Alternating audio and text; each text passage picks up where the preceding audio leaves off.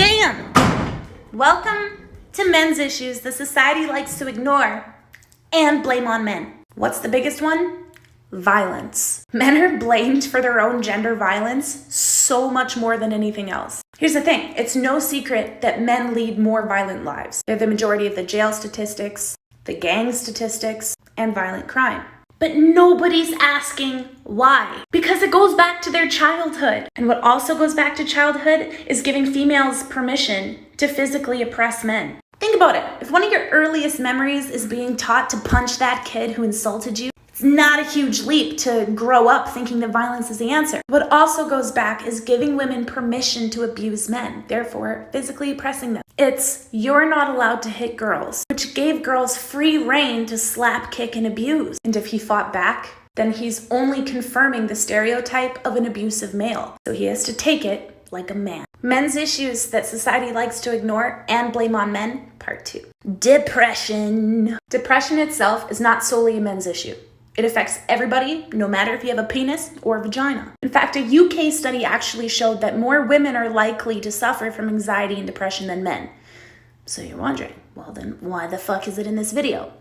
Because men suck at handling mental health. Because as a society, we don't make it acceptable for them to talk about it. Women are more likely to seek help, and men are absolute experts at pretending like nothing's wrong. Or when they do, they're told to man up. In Britain, suicide is the #1 killer of young men, and America's not far behind. That means that if you're young and you have a penis, you are more likely to kill yourself than you are to be killed by somebody else or to be killed out in active war zone. I want you to listen to that again. The biggest killer of our troops isn't terrorists, bombs, or gunfire. It's suicide, and it should be a national scandal. It's not treated like that, though. Men's issues the society ignores and blames on men, part 3. Education, my God, education. We all, hopefully, by now know that it doesn't matter if you got a penis or vagina, no gender is smarter than the other. Men are trailing women on a graduating level by a vast amount. 60% of all of Britain's bachelor holders are women. That's fantastic for women, but it actually leads to some shocking societal consequences, really. The youth unemployment rate for black male dropouts is over 50%. Why is this happening? I think this comes down to male expectations again, which is a societal issue, meaning everybody's affected and everybody contributes. According to the LA Times, only about half of all boys expect to be in a well-paying job. That's compared to nearly 3/4% girls. In other words, we are somehow teaching our boys that learning and aspiration and goals is girly shit. Men's issues the society ignores and blames on men, part 4. Wages. Yeah, I'm sure I turned some heads with that statement. Y'all have heard about the pay gap. It's pretty much a nice way of saying that society fucked up by paying one group a different amount based on their genitals. Currently in the Western world, women on average earn 80% of what men do. So it can be tempting to be like, yeah, when you hear it's reversing, until you really hear what that means. By analyzing the pay of workers in 147 of the US's biggest cities, they discovered that unmarried, childrenless women under the age of 30 are now making 8% more than their equivalent partners. In Atlanta and Memphis, they're making 20% more. New York women not far behind at 17%. The main reason for this is the same reason why women weren't making as much as men. It was the education gap. We need to create an equally educated and paid society to fix this. Men's issues the society ignores and blames on men, part 5.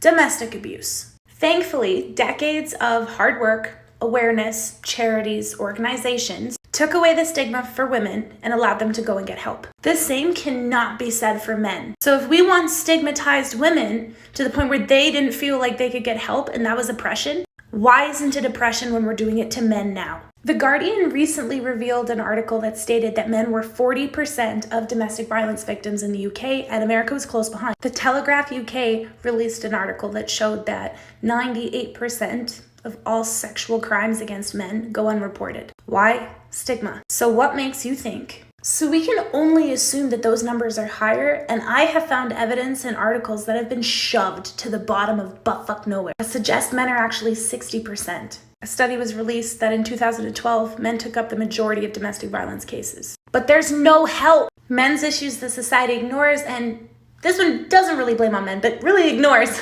part 6.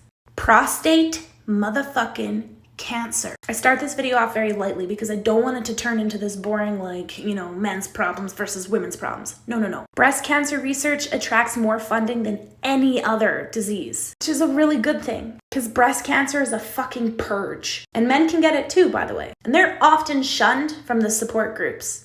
Side note. I would just like to see an equal amount of attention and an equal amount of money being raised for prostate cancer, considering the risks involved are nearly identical. According to the National Cancer Institute, 1 in 8 women will get breast cancer, and 1 in 7 men will get prostate cancer. But unlike breast cancer, nobody's been brave enough to start a media discussion about prostate cancer. I personally want to change that, and I want to attach that to our movement as something that we're trying to change. Normalize prostate cancer awareness, and normalize the hashtag #HimToo. Men's issues the society ignores and blames on men, part 7. Workplace deaths. Men account for 93% of all workplace deaths in America. Am I the only one shocked by that? No, we're not talking about this? That's such a disproportionate number. It shouldn't even be a thing. Especially considering women work 43% of all work hours in a year. And this isn't just a cherry picked out of an article either. This goes back to articles back in 1995. Now, obviously, this is due to men choosing to work the most dangerous jobs in the world. And fucking bless them for it, honestly. Fishermen, loggers, semi-truck drivers, airline pilots, underwater welders, pipeline drillers. But the fact of it is that being male makes you more likely to die in the workplace. So I want to hear from you guys. What do you think society could do to change this? Society. When a teacher's whole class fails a test, the teacher is to blame. Issues that society ignores and blames on men, part 8. Homelessness. 70% of North America's homelessness is men. Other places it gets even worse. Amsterdam, 88% men. Even in places with a smaller gender gap like Australia, they are over 50% of the generalized population of homelessness. But guess what? Once you get out on the streets, it gets even worse. Homeless men die on average 5 years earlier than a homeless woman. How is this even possible? Oh, right. Because instead of helping people, we stigmatize them and we blame them. Because when a woman's homeless, it's because she's had trauma in her life, things haven't gone right, she's been in bad relationships, environmental reasons. She's human. But when a guy's homeless, it's because he's lazy, he's not a man, he's garbage. Therefore, naturally, society is not going to put the same amount of resources for him. So why are we blaming men rather than helping? Men's issues that society ignores and blames on men, part 9. My favorite one to talk about. Parental issues. Family courts. Just over a century ago, women had absolutely no say. Men could do whatever they wanted to their wives, and that was their right. Men used to have the entire say on whether women could see their kids or not. Thank God that changed, because that's not right. Both people should have a say. Unfortunately, in an attempt to balance it out, it went the other way. Newsweek released a study that showed that women win 5 out of 6 custody battles. And over 1 million children in America a year live without a father. Now, what I believe the reason for this to be is, again, societal's embeddance of what masculinity is. So you've got this older generation of judges who still believe that a woman should be at home taking care of the kids and the man should be working. Sexism oppresses both genders. We need to chase out any bias in the court systems. Last but not least, men's issues the society ignores and blames men for the most. Part 10. Their own oppression. People fail to understand me when I use the term societal issue. That means that everybody contributed.